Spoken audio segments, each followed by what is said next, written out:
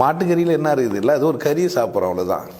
நெல் ஒரு உயிரினம், அதுலேருந்து நெல்லை மட்டும் எடுத்து ரோமியெல்லாம் பிரித்து விட்டு அது மாதிரி தோலை உரிச்சு அவ்வளோ பதமாக ஆக்கி கண்டுபிடிச்சி சாப்பிட்டுங்கிறோம். அதை போய் தப்புன்னா எப்படி ஒத்துக்க முடியும்ல? ஜீரணமாகிடுது. அந்த மிருகங்களை கொன்று சாப்பிட்றது அது பாவம் இல்லையா அப்படின்ற கேள்வியை முன் வைக்கிறாங்களே. தேவனானவனா செஞ்சு தானே இருக்கீங்க. பசியை விட மிருகம் பாவமா என்ன? நீங்கள் போய் புலிகிட்ட போய் தர்மம் சொல்லுங்களேன், மானை போய் வேட்டையாடுறீங்களேன்ட்டு. மடத்தனமாக இல்லை. சிங்கம் நான் என்கிட்ட வந்து சொல்லுங்கிறேன் மாட்டுக்கறி சாப்பிடாத, நியாயம் இல்லையா? இது எப்படி பசியை விடவா ஒரு விஷயம் நியாயம் இருக்க முடியும்? கடவுள் என்ன பண்ணிடணும், பசியெல்லாம் ஆக்கியிருக்கணும். குறும் பிடிகள் அம்மிகளாக செஞ்சிருந்தானா நான் சாப்பிட்ருக்க மாட்டேன். எனக்கு சாப்பிட்டா சரி, இது எனக்கு கிடச்சிதா அதான். ஏன்னா போய் நீ அதை சாப்பிடாது எதை சாப்பிடாதுன்னா நியாயம் இல்லையா? மனிதனோட பசியை புரிஞ்சுக்காம அப்போது மிருகத்தோட பாவங்கள் கொடுத்து பேசுறது சம்மந்தமாக எப்படி நினைக்கிறீங்க?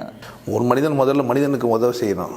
அது மாதிரி நாய்க்கு பூனைக்கு சிங்கத்துக்கு மாட்டுக்கெல்லாம் உதவி செய்யலாம். முதல்ல மனுஷன் நான் எனக்கு உதவி செய்ய மாட்டேன்ற நாய்க்கிட்ட மாட்டுக்கிட்ட போயிட்டேன், நாகாலாந்தில் போய் சொல்லுவேன் நாய்க்கறி சாப்பிடாதுன்ட்டு.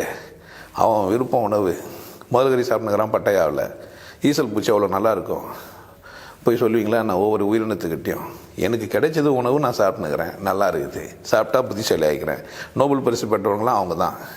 நீ சாப்பிட மாட்டேன்னு எங்களை ஏமாத்திங்கிற, சும்மா பசுவதை சட்டன்ற, கேட்டால் இந்துன்ற தமிழன்ற பாவமாக இதுங்களெல்லாம் பார்த்தா எனக்கு. நான் ஆடு வளர்க்குறேன், மாடு வளர்க்குறேன், கோழி வளர்க்குறேன், அதை சாப்பிட்டுக்கிறேன். உனக்கு என்ன பிரச்சனை அதில்? இதில் வர சட்டம் போட்டுலாம் தீர்த்தோன்னா அப்போ நான் உன்னை பெரியலாக்குது ஏன் தப்பு? அப்படித்தானே? நான் சாப்பிட்றத தடை செய்கிறோன்னா நான் ஏன் ஓட்டு போட்டு ஜெயிக்க வச்சுருக்கணும்னா அப்போ என்னுடைய அறியாமையும் அது கூட இருக்குது. நானும் தானே அங்கீகரிச்சுக்கிறேன் உன்னை நான் வந்து அரசியல் பண்ணி நீ நாட்டுக்கு நல்லது செய்வேன்னா மாட்டுக்கு செய்வேன்னா என்னது அர்த்தம்? நாட்டுக்கு நல்லது பண்ணுங்கடா பாவீங்களா? மாட்டுக்கு நல்லது பண்ணுறேன்னா அவனை நான் என்ன சொல்கிறது பாருங்க.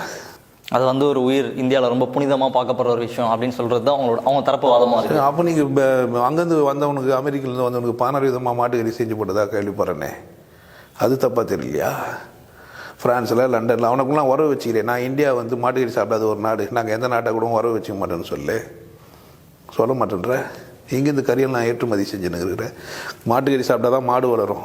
உண்மையிலேயே மாட்டுக்கு நல்லது பண்ணணும்னு நினச்சிங்கன்னா மாட்டுக்கறி சாப்பிடுங்க, அப்போ தான் மாடு வளரும். நெல் சாப்பிட்றோம், நிறைய வளர்க்குறோம். மாடு சாப்பிட்டோம்னா மாடு வளர்ப்போம், இவ்வளோ தான். நீங்கள் சாப்பிட மாட்டீங்கன்னா அது எப்படி வளரும்? டிராக்டர் வாங்கிட்டீங்க, ஏதோ மாடு அடிமையாக இருக்கிறதுக்காக வச்சுருந்தீங்க, அதுவும் இல்லை. கொட்டை அடிச்சு போட்டு மேலே ஏறி வச்சுன்னு குதிரை சவாரிக்கு பதில் மாடை தான் நீங்கள் சவாரியாக வச்சுருந்தோம். நம்ம பரவாயில்லன்னா அப்போ அப்படி சாப்பிட்டதுனால தான் அது ஒன்று கூட உயிர் வந்துங்குது. இல்லைன்னா அது சாப்பிடலன்னா எல்லாம் பொச்சிடுவாங்கன்னாக்கா வச்சுருக்க மாட்டோம். பால் கறக்குதுன்றதெல்லாம் சும்மா ஊசி போட்டு ரொம்ப நாள் வச்சுருக்கிறதுக்கெலாம் வச்சுருக்க மாட்டோம். வேறு எதனா ஆல்டர்னேட் போயிடுவான். சாப்பிடவும் செஞ்சானா தான் வளர்ப்பான். உண்மையிலேயே மாடு மேலே அக்கறை இருக்குதுன்னா மனுஷன் மாடு வளர்க்கணும், சாப்பிட்ணும். இல்லைன்னா மாடு மேலே அக்கறை இல்லை, சும்மா சொல்லுங்கிறாங்க. இப்போ அரசியல்னும் போது இல்லை யூடியூப் வந்துச்சு, சேனல் வந்துச்சுன்னா யார் வேணால் என்ன பண்ணுறது? ஐயோ ஒரு புள்ள பேசுகிறேன், மனசை கடக்கணும், மனசை கடந்த பிறகு தான் ஆத்மா இருக்குது அப்படிலாம் சொல்கிறாங்க. அதில் வந்து சைவம் சாப்பிடக்கூடாது பேசும்போதே சொல்லுங்கிறாங்க. என் குரு ரொம்ப விசேஷமானவன் சிவவாக்கியன் தெளிவாக சொல்லிட்டுருக்கான். ஆட்டிறைச்சி தின்றதில்லை அன்றும் இன்றும் வேதியர், மாட்டிறைச்சி தின்றதில்லை அன்றும் இன்றும் வேதியர். அன்று இன்றும்னே சொல்கிறாங்க. மாட்டுக்கறிக்கும் மனித மூளைக்கும் சம்பந்தம் இல்லை. இதில் ஒரு பெரும்பான்மையான சமூகம் சாப்பிடாததுனால இந்த மாதிரி கிளைம் பண்ணுறாங்களோ? பெரும்பான்மையான சமூகம் இல்லை, நிறைய சமூக மக்கள். ஜாதி வரையாக பார்த்தீங்கன்னா நிறைய ஜாதி மக்கள் சாப்பிட்றது இல்லை. ஒரு குறிப்பிட்ட சமூக ஜாதி மட்டுமே சாப்பிட்ற உணவுன்னு நினச்சினுக்கிறோம். நம்ம உண்மை இல்லை, நினச்சினுக்கிறோம். எல்லாம் தான் சாப்பிட்டுக்கிறாங்க ரோட்டுகளில் வந்து. அந்த மாதிரி இங்கே இந்தியாவில் பொறுத்த வரைக்கும் நீங்கள் மாட்டுக்கறி சாப்பிட்டீங்கன்னா சமூகத்தில் கொஞ்சம் தரம் தாழ்ந்த ஜாதியாக நினச்சினுக்கிறாங்க. மனுஷனில் எவன் ஒருவன் ஒத்துக்கிறானோ தன்னை தரமா அவன் தான் தரம் தாழ்ந்தவனே தவிர நான் ஒத்துக்காத வரைக்கும் என்ன எப்படி தரம் தாழ்ந்தவனா நீங்கள் பார்க்க முடியும்?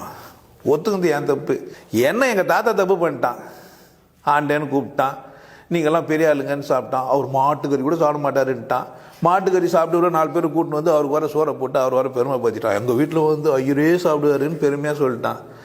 எல்லாம் காசு தானே ராஜா?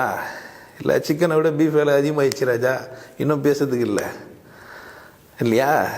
ஊசி போட்டு சிக்கனை வர வச்சிடலாம், மாடை வர வைக்க முடியாது. அதனால் மாட்டுக்கறி ரொம்ப நல்லது, சாப்பிடுங்க. அதில் தான் ஜிங்க் இருக்குது, நல்லா இருப்பீங்க. நான் வந்து 10 கிலோ தயிர் சாதம் சாப்பிட்டு வந்து வெயிட் தூக்குறேன் அப்படின்னு யாரும் சொல்கிறதில்லை, சரிங்களா? பெரிய எழுத்தாளர், நோபல் பரிசு பெற்றவர்கள்லாம் வந்து நான் வந்து பால் மட்டுமே குடிச்சிட்டு வரேன்னா அதுவும் அசைவம் தான். நான் வெறும் அரிசி சாதம் மட்டுமே சாப்பிட்டேன், வீகனாக இருக்கிறேன்லாம் ஆகிட்டேங்கிறான். இப்போ பருப்பு சாப்பிட மாட்டேன், விதை சாப்பிட மாட்டேன்ற மாதிரிலாம் ஆகிட்டு, பால் சாப்பிட மாட்டேன்ற மாதிரிலாம் ஆகிட்டுக்கிறான். இதெல்லாம் வந்து பைத்தியக்காரத்தனத்தின் உச்சம்.